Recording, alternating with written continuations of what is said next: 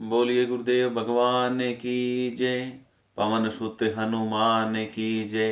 पितृ देवताओं की जय। भोले बाबा की जय। राजा का हित करने वाला और शुक्राचार्य के समान बुद्धिमान धर्मरुचि नामक उसका मंत्री था। इस प्रकार बुद्धिमान मंत्री और बलवान तथा वीर भाई के साथ ही स्वयं राजा भी बड़ा प्रतापी और रणधीर था। साथ में अपार चतुरंगिणी सेना थी, जिसमें असंख्य योद्धा थे जो सब के सब रण में जूझ मरने वाले थे। अपनी सेना को देखकर राजा बहुत प्रसन्न हुआ और घमाघम नगाड़े बजने लगे। दिग्विजय के लिए सेना सजाकर वह राजा शुभ दिन मुहूर्त साधकर और डंका बजाकर चला। जहां जहां तक बहुत सी लड़ाइयां हुई, उसने सब राजाओं को बलपूर्वक जीत लिया। अपनी भुजाओं के बल से उसने सातों द्वीपों को वश में कर लिया और राजाओं से दंड ले लेकर उन्हें छोड़ दिया। संपूर्ण पृथ्वी मंडल का उस समय प्रताप भानु ही एकमात्र चक्रवर्ती राजा था। सौ बस विसव करी बाहुबल निजपुर किनय प्रवेशु, अर्थ धर्म कामादि सुख सेवई समय नरेशु। अर्थात संसार भर को अपनी भुजाओं के बल से वश में करके राजा ने अपने नगर में प्रवेश किया। राजा अर्थ धर्म और काम आदि के सुखों का समयानुसार सेवन करता था। राजा प्रताप भानु का बल पाकर भूमि सुंदर कामधेनु मन चाही वस्तु देने वाली हो गई। उसके राज्य में प्रजा सब प्रकार के दुखों से रहित और सुखी थी और सभी स्त्री पुरुष सुंदर और धर्मात्मा थे। धर्मरुचि मंत्री का श्री हरि के चरणों में प्रेम था। वह राजा के हित के लिए सदा उसको नीति सिखाया करता था। राजा गुरु देवता संत पितर और ब्राह्मण इन सब की सदा सेवा करता रहता था।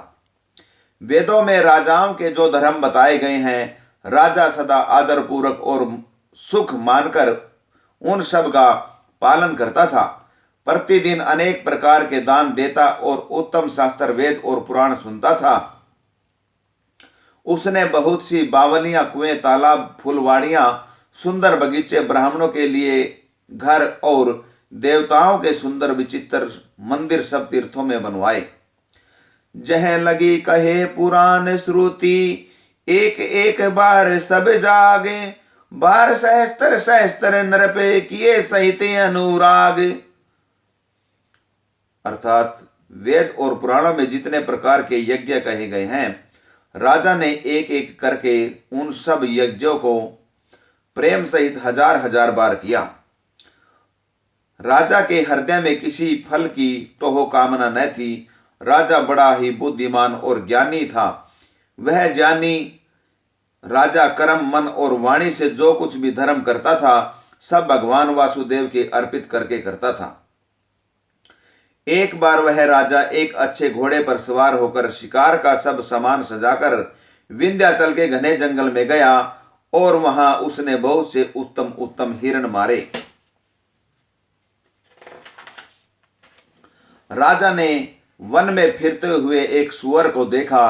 दांतों के कारण वह ऐसा दिख पड़ता था मानो चंद्रमा को ग्रह कर मुंह में पकड़कर राहु वन में आ छिपा हो। चंद्रमा बड़ा होने से उसके मुंह में समाता नहीं है और मानो क्रोधवश वह भी उसे उगलता नहीं है। यह तो सुअर के भयानक दांतों की शोभा कही गई। इधर उसका शरीर बहुत ही विशाल मोटा, घोड़े की आहट पाकर वह घुरघुराता हुआ कान उठाए चौकन्ना होकर देख रहा था। नीलमही शिखर सम देखी विशाल बराहू, चपरे चले है सुटू की नरप हाँ की न होई निभाऊ।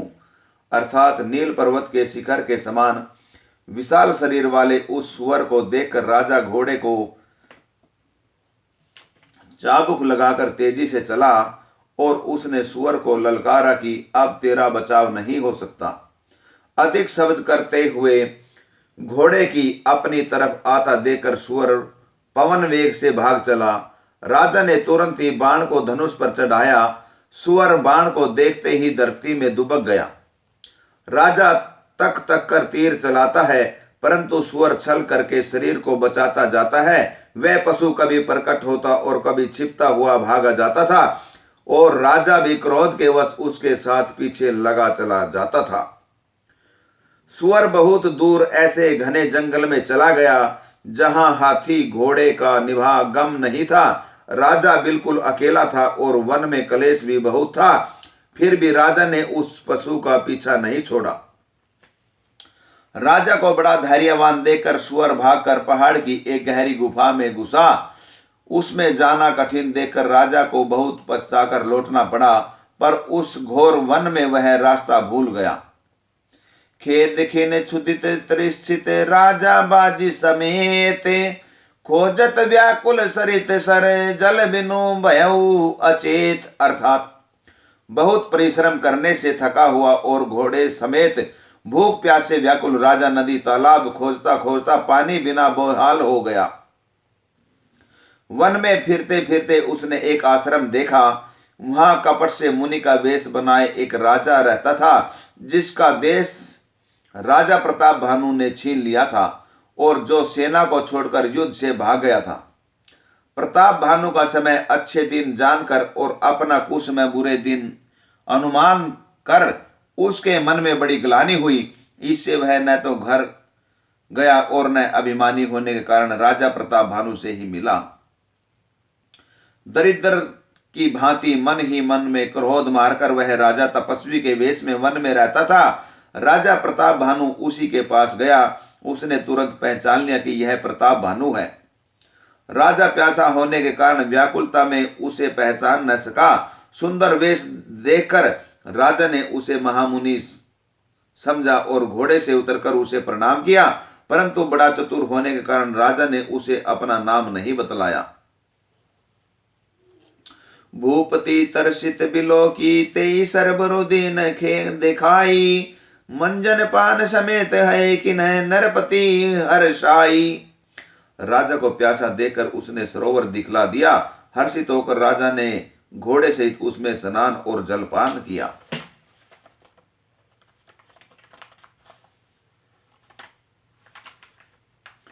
राम सिया राम जय जय राम जलपान किया। सारी थकावट मिट गई। राजा सुखी हो गया। तब तपस्वी उसे अपने आश्रम में ले गया और सूर्यास्त समय जानकर उसने राजा को बैठने के लिए आसन दिया। फिर वह तपस्वी कोमल वाणी से बोला, तुम कौन हो? सुंदर युवक होकर जीवन की परवाह न करके वन में अकेले क्यों फिर रहे हो? तुम्हारे चक्रवर्ती राजा के से लक्षण देखकर मुझे बड़ी दया आती है। राजा ने कहा, हे मुनीश्वर सुनिए, प्रताप भानु नाम का एक राजा है। मैं उसका मंत्री हूं। शिकार के लिए फिरते हुए राह भूल गया हूं। बड़े भाग्य से यहां आकर मैंने आपके चरणों के दर्शन पाए हैं। हमें आपका दर्शन दुर्लभ था, इससे जान पड़ता है कि कुछ भला होने वाला है। मुनि ने कहा, हे तात, अंधेरा हो गया। तुम्हारा नगर यहाँ से 70 योजन पर है। निशा घोर गंभीर बन पंत न सुनहु सुजान, बसु आजू अस जानी तुम्हें जाऊं होत बिहान। हे सुजान सुनो, घोर अंधेरी रात है, घना जंगल है, रास्ता नहीं है। ऐसा समझकर तुम आज यहीं ठहर जाओ, सवेरा होते ही चले जाना। तुलसी जसी भवतव्यता तैसी मिलई सहाई, आपनु आवई ताही पही ताही तहाँ ले जाई। तुलसीदास जी कहते हैं, जैसी भवितव्यता होनहार होती है वैसी ही सहायता मिल जाती है। या तो वह आप ही उसके पास आती है या उसको वहां ले जाती है। हे नाथ, बहुत अच्छा। ऐसा कहकर और उसकी आज्ञा सिर चढ़ाकर घोड़े को वृक्ष से बांधकर राजा बैठ गया। राजा ने उसकी बहुत प्रकार से प्रशंसा की और उसके चरणों की वंदना करके अपने भाग्य की सराहना की। फिर सुंदर कोमल वाणी से कहा, हे प्रभु, आपको पिता जानकर मैं डिठाई करता हूं। हे मुनीश्वर, मुझे अपना पुत्र और सेवक जानकर अपना नाम धाम विस्तार से बतलाइए। राजा ने उसको नहीं पहचाना, पर वह राजा को पहचान गया था। राजा तो शुद्ध हृदय था और वह कपट करने में चतुर था। एक तो बैरी, फिर जाति का क्षत्रिय, फिर राजा। वह छल बल से अपना काम बनाना चाहता था। वह शत्रु अपने राज्य सुख को समझ करके स्मरण करके दुखी था। उसकी छाती कुम्हार के आवे की आग की तरह भीतर ही भीतर सुलग रही थी। राजा के सरल वचन कान से सुनकर अपने वैर को याद कर वह हृदय में हर्षित हुआ। कपट बोरी बानी मृदुल बोले वो जुगति समेत, नाम हमारा भिखारी अब निर्धन रहित निकेत। अर्थात वह कपट में डुबोकर बड़ी युक्ति के साथ कोमलवाणी बोला, अब हमारा नाम भिखारी है, क्योंकि हम निर्धन और अनिकेत घर द्वारहीन हैं। राजा ने कहा, जो आपके सदृश विज्ञान के निधान और सर्वथा अभिमान रहित होते हैं, वे अपने स्वरूप को सदा छिपाए रहते हैं, क्योंकि कुवेश बनाकर रहने में ही सब तरह का कल्याण है। प्रकट संत वेश में मान होने की संभावना है और मान से पतन की। राम सिया राम जय जय राम। राम सिया राम जय जय राम। इसी से तो संत और वेद पुकार कर कहते हैं कि परम किंचन सर्वथा अहंकार ममता और मान रहित ही भगवान को प्रिय होते हैं। आप श्री के निर्धन भिखारी और ग्रहहीनों को देखकर ब्रह्मा और शिव जी को भी संदेह हो जाता है कि वे वास्तविक संत हैं या भिखारी। आप जो हो सो हो, अर्थात जो कोई भी हो, मैं आपके चरणों में नमस्कार करता हूं। हे स्वामी, अब मुझ पर कृपा कीजिए। अपने ऊपर राजा की स्वाभाविक प्रीति और अपने विषय में उसका अधिक विश्वास देकर सब प्रकार से राजा को अपने वश में करके अधिक स्नेह दिखाता हुआ वह कपटी तपस्वी बोला, हे राजन सुनो, मैं तुमसे सत्य कहता हूं, मुझे यहाँ रहते बहुत समय बीत गया।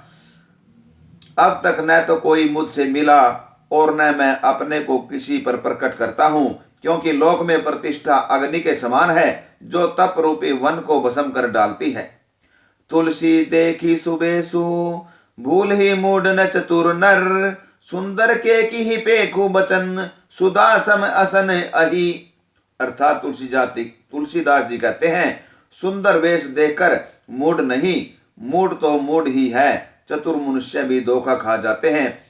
सुंदर मोर को देखो, उसका वचन तो अमृत के समान है और आहार सांप का है। कपट तपस्वी ने कहा, इसी से मैं जगत में छिप कर रहता हूँ, श्री हरि को छोड़कर किसी से कुछ भी प्रयोजन नहीं रखता। प्रभु तो बिना जनाए ही सब जानते हैं, फिर कहो संसार को रिझाने से क्या सिद्धि मिलेगी। तुम पवित्र और सुंदर बुद्धि वाले हो, इससे मुझे बहुत ही प्यारे हो और तुम्हारी भी मुझ पर प्रीति और विश्वास है। हे तात, अब यदि मैं तुमसे कुछ छिपाता हूं तो मुझे बहुत ही भयानक दोष लगेगा। ज्यो ज्यो वह तपस्वी उदासीनता की बातें कहता था, त्यों ही त्यों राजा को विश्वास उत्पन्न होता जाता था। जब उस बगुले की तरह ध्यान लगाने वाले कपटी मुनि ने राजा को कर्म मन और वचन से अपने वश में जाना, तब वह बोला, नाम हमारे एक तनु भाई, सुनी नरब बोले मुनि सिरुनाई, कहूँ नाम कर अर्थ बखानी, मोही सेवक अति आपन जानी। अर्थात, हे भाई, हमारा नाम एक तनु है। यह सुनकर राजा ने फिर सिर नवाकर कहा, मुझे अपना अत्यंत अनुरागी सेवक जानकर अपने नाम का अर्थ समझाकर कहिए। कपटी मुनि ने कहा, जब से सबसे पहले सृष्टि उत्पन्न हुई थी, तभी मेरी उत्पत्ति हुई थी, तब से मैंने फिर दूसरी देह नहीं धारण की, इसी से मेरा नाम एक तनु है। हे पुत्र, मन में आश्चर्य मत करो, तप से कुछ भी दुर्लभ नहीं है। तप के बल से ब्रह्मा जगत को रखते हैं, तप ही के बल से विष्णु संसार का पालन करने वाले बने हैं, तप ही के बल से रुद्र संहार करते हैं। संसार में कोई ऐसी वस्तु नहीं जो तप से न मिल सके। यह सुनकर राजा को बड़ा अनुराग हुआ। तब वह तपस्वी पुरानी कथाएं कहने लगा। कर्म धर्म अनेकों प्रकार के इतिहास कहकर वह वैराग्य और ज्ञान का निरूपण करने लगा। सृष्टि की उत्पत्ति, पालन, स्थिति और संहार, प्रलय की अपार आश्चर्य भरी कथाएं उसने विस्तार से कही। राम सिया राम जय जय राम। राजा सुनकर उस तपस्वी के वश में हो गया और तब वह उसे अपना नाम बताने लगा। तपस्वी ने कहा, राजन, मैं तुमको जानता हूं, तुमने कपट किया, वह मुझे अच्छा लगा। हे राजन, सुनो, ऐसी नीति है कि राजा लोग जहां तहां अपना नाम नहीं करते कहते। तुम्हारी वही चतुराई समझकर तुम पर मेरा बड़ा प्रेम हो गया है। तुम्हारा नाम प्रताप भानु है। महाराज सत्यकेतु तुम्हारे पिता थे। हे राजन, गुरु की कृपा से मैं सब जानता हूं, पर अब अपनी हानि समझकर कहता नहीं। हे तात, तुम्हारा स्वाभाविक सीधापन, सरलता, प्रेम और विश्वास और नीति में निपुणता देखकर मेरे मन में तुम्हारे ऊपर बड़ी ममता उत्पन्न हो गई है। इसलिए मैं तुम्हारे पूछने पर अपनी कथा कहता हूं। अब मैं प्रसन्न हूं, इसमें संदेह न करना। हे राजन, जो मन को भावे वही मांग लो। सुंदर प्रिय वचन सुनकर राजा हर्षित हो गया और मुनि के पैर पकड़कर उसने बहुत प्रकार से विनती की। हे दया सागर मुनि, आपके दर्शन से चारों पदार्थ, अर्थ, धर्म, काम और मोक्ष मेरी मुट्ठी में आ गए। तो भी स्वामी को प्रसन्न देखकर मैं यह दुर्लभ वर मांगकर क्यों न शोक रहित हो जाऊं। मेरा शरीर वृद्धावस्था, मृत्यु और दुख से रहित हो जाए, मुझे युद्ध में कोई जीत न सके और पृथ्वी पर मेरा 100 कल्प तक एक छत्र अकंटक राज्य हो। तपस्वी ने कहा, हे राजन, ऐसा ही हो, पर एक बात कठिन है, उसे भी सुन लो। हे पृथ्वी के स्वामी, केवल ब्राह्मण कुल को छोड़ काल भी तुम्हारे चरणों पर सिर नवाएगा। तप के बल से ब्राह्मण सदा बलवान रहते हैं, उनके क्रोध से रक्षा करने वाला कोई नहीं है। हे नरपति, यदि तुम ब्राह्मणों को वश में कर लो तो ब्रह्मा, विष्णु और महेश भी तुम्हारे अधीन हो जाएंगे।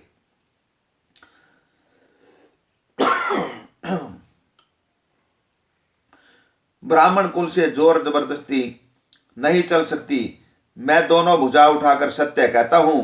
हे राजन, सुनो, ब्राह्मणों के साथ बिना तुम्हारा नाश किसी काल में नहीं होगा।